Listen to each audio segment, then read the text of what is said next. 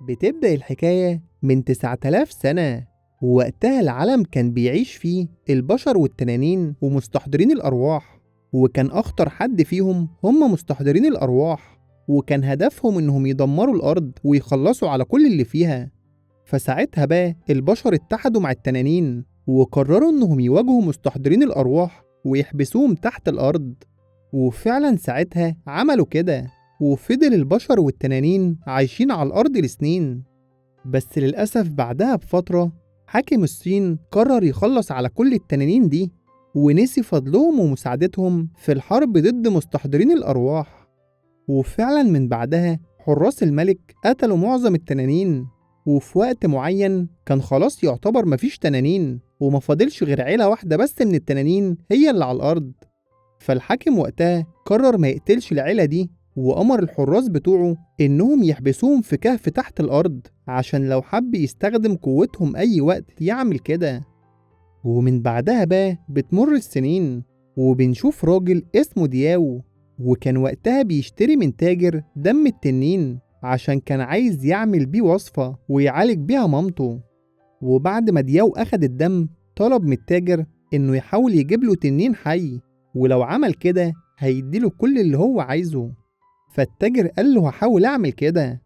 وفي الوقت ده مساعد دياو دخل بيت التاجر وحط فيه طفلة صغيرة، وكان هدفه إنه يحميها من دياو عشان ما يقتلهاش. وبعد ما دياو بياخد دم التنين بيركب عربيته وبينده المساعد بتاعه وبيمشوا. بس بعدها بشوية التاجر سمع صوت الطفلة بتعيط، وطبعا لأنه ما كانش عارف يعمل معاها إيه قرر ياخدها معاه للقرية بتاعته ويبقى يشوف لها حل. وفعلا بعدها لما بيوصل القرية بتاعته بيدي الطفلة دي لكبيرة الخدم وكان اسمها لاو. والتاجر قال لكبيرة الخدم إنه لقى البنت دي وما كانش معاها أهلها، وطلب منها إنها تهتم بيها وترعاها، وعرفها إنها لو ما عملتش كده الطفلة دي هتموت. فلو أول لما شالت الطفلة حبتها جدا، وكمان لقت سلسلة في رقبتها مكتوب عليها بينج وده كان اسمها. فلو قررت في اللحظة دي إنها ما تسيبش البنت دي أبدا وتربيها لحد ما تكبر. وعلى الجانب الآخر دياو هو كمان رجع للقرية بتاعته، وأول حاجة عملها جري على مامته وقال لها إنه خلاص جاب دم التنين وهيعمل لها العلاج وهتخف بسرعة. بس الغريب بقى مامة دياو قالت له إن خلاص مفيش فايدة، وإن الأحسن دلوقتي يدور على علاج ليه هو ويحاول ينقذ نفسه. وده لأن دياو هو كمان مصاب بنفس مرض مامته، وأكيد بعد فترة هيتعب زيها ويموت. ومن بعدها بتمر السنين، والطفلة الصغيرة كبرت وبقت بنت جميلة. وطبعا لأن المربية بتاعتها كبرت هي كمان، فبنج كانت بتساعدها في كل حاجة، وبتصحى كل يوم بدري عشان تأكل الفراخ. وبنج ما كانش عندها أي أصحاب، وصاحبها الوحيد كان عبارة عن فار بنج بتحبه جدا. وفي يوم من الأيام التاجر راح للاو وطلب منها إنها تجيب له أكل التنانين المحبوسة عشان اليوم ده بيكون يوم إطعامهم. فلاو ساعتها بتشيل قفص كبير جدا مليان فواكه، وطبعا لأن سنها كبير ما كانتش قادرة تشيلها، وكمان التاجر والحراس بتوعه محدش كان عايز يساعدها. ولما لاو بتمشي خطوتين ما بتستحملش وبتقع، فالتاجر بيرجع لها وبيزعق معاها وبيقول لها إنها لو ما شالتش السلة ومشيت وراه هيضربها لحد ما تموت. وأول لما التاجر رفع العصاية بتاعته بنج اتدخلت بسرعة ووقفت قدام التاجر. والغريب بقى بنج كانت شجاعة جدا وقالت للتاجر إن هي اللي هتشيل الأكل. فالتاجر والحراس بتوعه فضلوا يتريقوا عليها لأن القفص اللي فيه الأكل ده كبير جدا. بس وقتها بقى بنج فاجأتهم وشالت القفص فعلا لحد ما وصلت بيه للكهف اللي فيه التنانين. وبنج والتاجر بيرموا كل الفاكهة دي في كهف التنانين. بس وقتها بنج بتاخد بالها إن الفار صاحبها وقع مع الفاكهة جوه الكهف. ولما بنج بتحاول تنقذه الحراس بيمنعوها، وكمان بيقولوا لها إنها لو نزلت تحت التنانين هتاكلها. بس برضه رغم كلامهم ده بنج كانت مصرة إنها تنقذ صاحبها الفار، وراحت استخبت لحد ما التاجر والحراس يمشوا. ولما فعلا مشي وسابوها بنج جابت الحبل وربطته عشان تنزل بيه في كهف التنانين، بس للأسف ساعتها بقى الحبل اتقطع وبنج وقعت جوه الكهف. ولما بنج قامت لقت ايديها اتعورت، وطبعا ساعتها كانت خايفة ومرعوبة جدا، بس أول لما الفار بتاعها راح لها اطمنت شوية. وفي الوقت ده ظهر لها التنين الأب، وأول لما شاف إيد بنج متعورة نده على التنينة الأم، وساعتها بقى التنينة الأم جت وعالجت الجرح اللي في إيد بنج. فبنج لما شافت اللي حصل عرفت إنهم طيبين واطمنت أكتر. وبعدها بنج قامت وبدأت تستكشف الكهف، ولقت إن التنانين مفاضلش منهم غير التنين الأب والتنينة الأم والبيضة بتاعتهم. ولما بنج شافت البيضة كانت حباها جدا لأنها كانت بتنور. بس بعدها بشوية بنج حست إنها اتأخرت وكانت لازم ترجع بسرعة للمربية بتاعتها لاو. وطبعا وقتها التنين الأب ساعدها وشالها وخرجها من الكهف. ولما بنج رجعت البيت ما كانتش قادرة تنسى اللي شافته، وحتى لما نامت حلمت بالتنينة الأم، وساعتها كانت بتديها البيضة وبتقول لها إن البيضة دي جواها تنين اسمه قاي، وعرفتها إن التنين ده هيبقى بتاعها وهيديها قوة كبيرة. فبنج كانت مستغربة وقالت للتنينة الأم إن هي خدامة، وأكيد كل الكلام ده مش ليها هي. فالتنينة الأم قالت لبنج إنها مش خدامة ولا حاجة، وإنها من دلوقتي حارسة التنين، ولازم تحاول تحمي بكل الطرق التنين بتاعها لحد ما يخرج من البيضة. وكمان التنينة الأم وصت بنج على قاي. ولما بنج صحيت من النوم سمعت صوت عالي جدا جاي من كهف التنانين، ولما طلعت هي ولاو عشان يشوفوا ايه اللي بيحصل لقوا نور قوي جدا وصل للسما. فبنج سألت لاو عن النور ده، فلاو عرفتها ان كده للأسف في تنين مات. فبنج اتخضت وجريت بسرعة عشان تشوف ايه اللي حصل. وللأسف بقى أول لما بنج وصلت لكهف التنانين لقيت إن فعلا التنينة الأم ماتت، وكمان التاجر والحراس كانوا عمالين يقطعوا فيها عشان يستخرجوا دمها. فساعتها بقى بنج افتكرت الحلم وقالت إنها لازم تتصرف وتحاول تحمي البيضة زي ما التنينة الأم وصتها.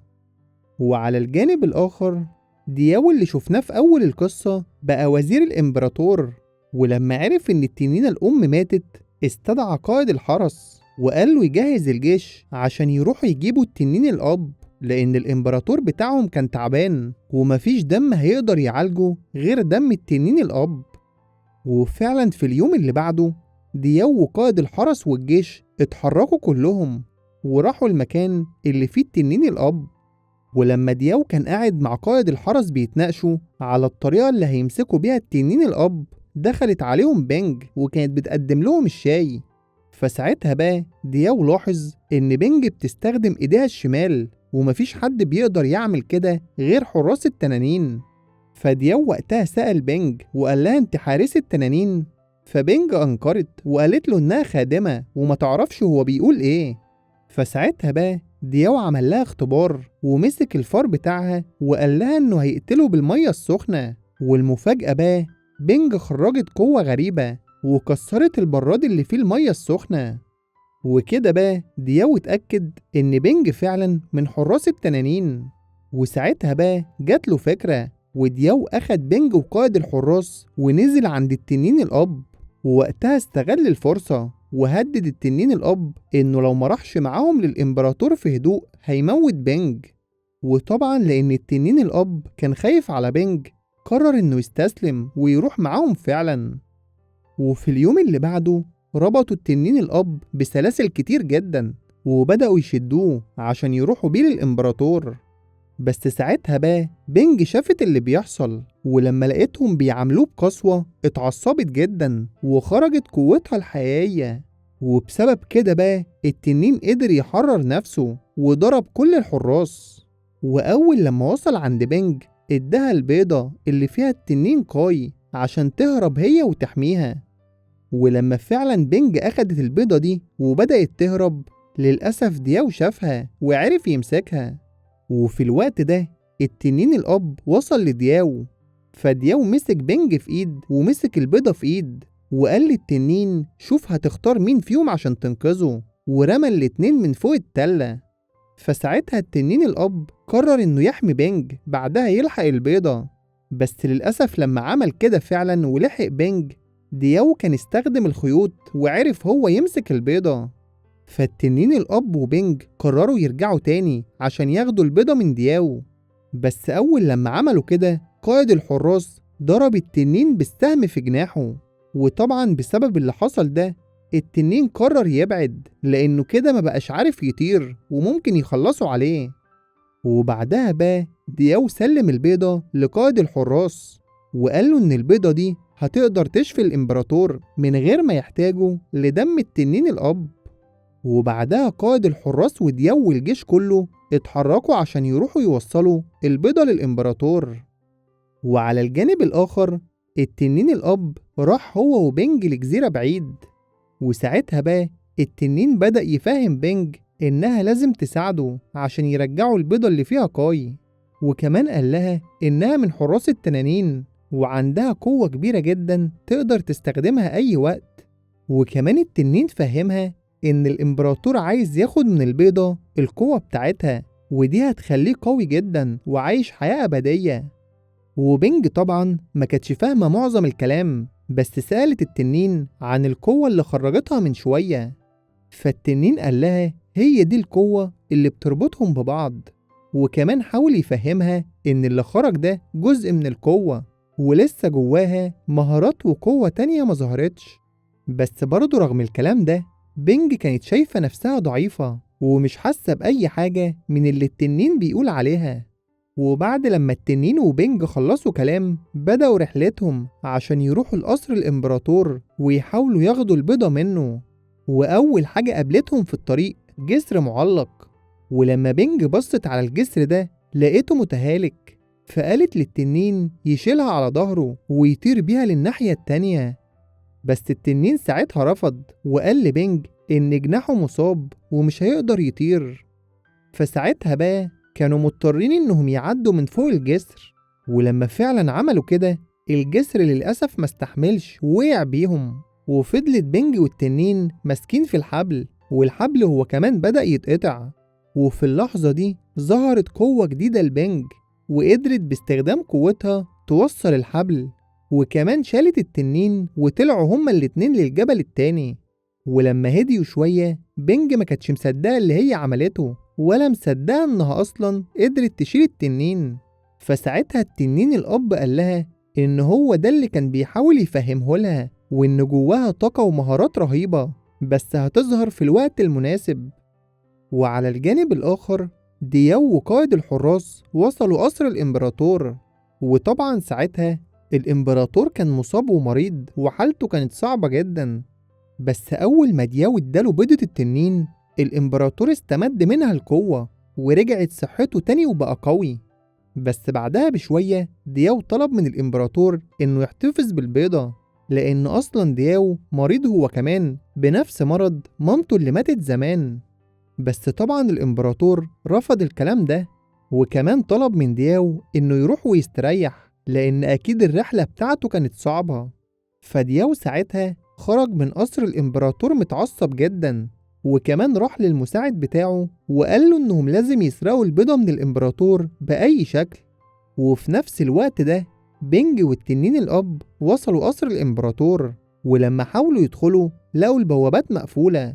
بس المفاجأة بقى ظهر لهم مساعد دياو، وقبل ما التنين يهجم عليه مساعد دياو قال له انه كان اصلا من حراس التنانين، وكمان اداله أمارة عشان يثبت كلامه. وبعدها مساعد دياو عرف التنين الأب إن هو اللي حمى بينج زمان من دياو لما عرف إنها من حراس التنانين. فساعتها بقى التنين وبينج اطمنوا للمساعد ده وعرفوه خطتهم. فالمساعد قال لبينج إنها دلوقتي مش جاهزة، وعرفها إنها لازم تروح معاه عشان تتعلم إزاي تستخدم مهاراتها الجديدة. وفعلا بعدها بينج راحت مع المساعد وبدأ يعلمها إزاي تستخدم مهاراتها. وبعد لما خلص علمها برضو إزاي تستخدم الفراشات المضيئة وتحاول تستخدمها بأي طريقة هي عايزاها. وفي اليوم اللي بعده بدأت الخطة، والتنين الأب هجم على قصر الإمبراطور من بره عشان يشغل كل الحراس ويخليهم يركزوا معاه.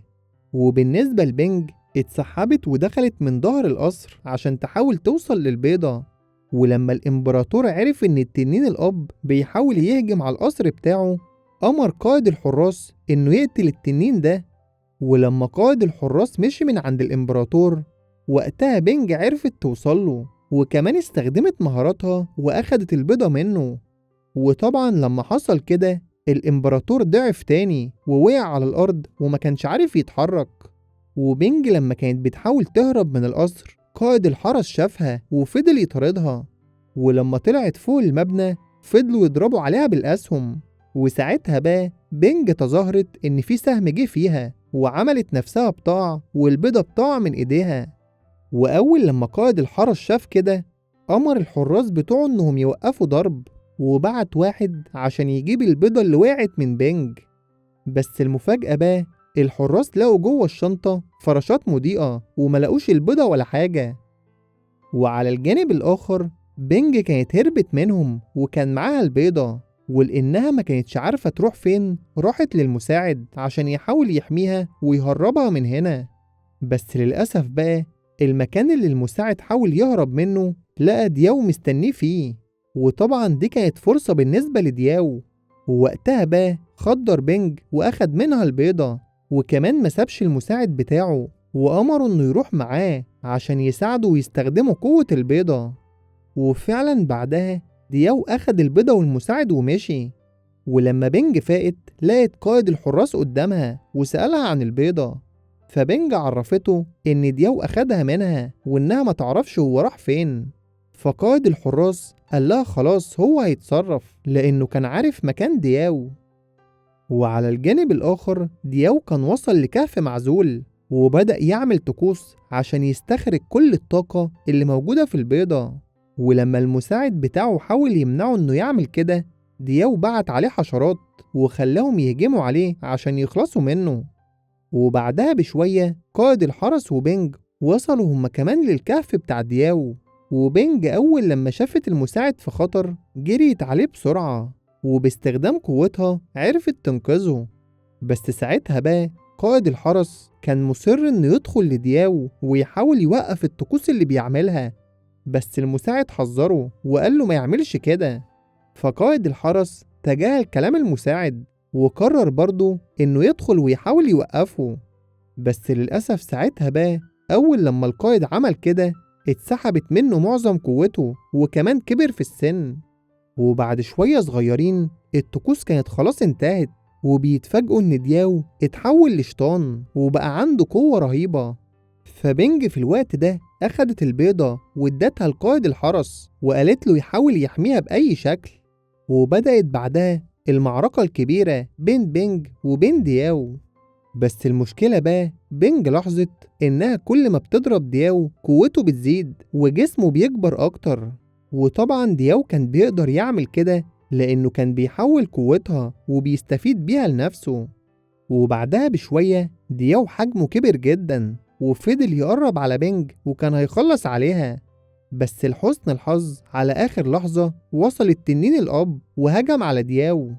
بس بعدها برضه التنين الأب لاحظ إن دياو قوي جدا، وكل الضرب اللي بيضربهوله مش مأثر فيه. فساعتها بقى بنج جات لها فكرة، وراحت قالت للتنين الأب يثق فيها وفي فكرتها. ولما التنين سألها هي عايزة تعمل إيه، قالت له إنهم هيفضلوا يضربوا دياو بكل قوتهم. فالتنين الأب بيقول لها إن كده قوته هتزيد ومش هيحصل له حاجة. فبنج بتقول له يثق فيها، وكمان بتعرفه إنها متأكدة من الخطة بتاعتها. وفعلا بعدها بقى التنين وبنج فضلوا يضربوا دياو بكل قوتهم.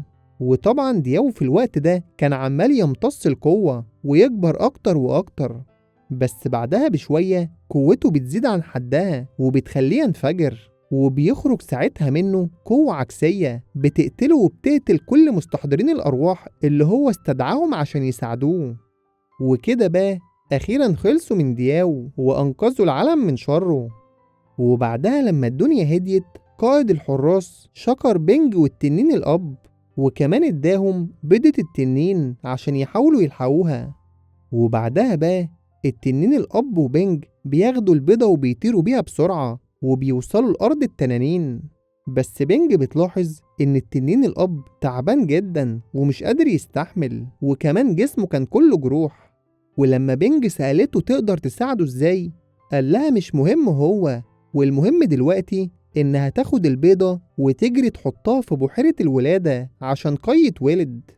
وفعلا وقتها بنج بتسمع الكلام وبتروح تحط البيضة في بحيرة الولادة. وساعتها بقى أخيرا قي بيطلع من البيضة.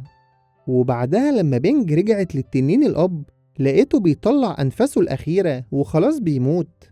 ولما بنج سألته للمرة التانية تقدر تساعده ازاي، فالتنين الأب قال لها إن دي نهايته، وكمان وصاها إنها تحافظ على قاي ويكونوا هما الاتنين فريق قوي. ورغم كلام التنين الأب، بنج برضه قررت ما تسيبوش، واستخدمت كل قوتها وشالت التنين الأب وطلعته للسحابة اللي هتودي التنين الأب لأرض الحياة. وطبعا بعد ما بنج عملت كده أغمى عليها لأنها استنفذت كل قوتها. وبعدها بنج لما فاقت أخدت قاي ورجعت للإمبراطورية، وأدركت كده إن هي حارسة التنانين، ودلوقتي التنين بتاعها هو قاي ولازم تحافظ عليه لحد ما يكبر. وخلص الفيلم لحد هنا. لو عجبك ما تنساش الاشتراك ومتابعة كل جديد.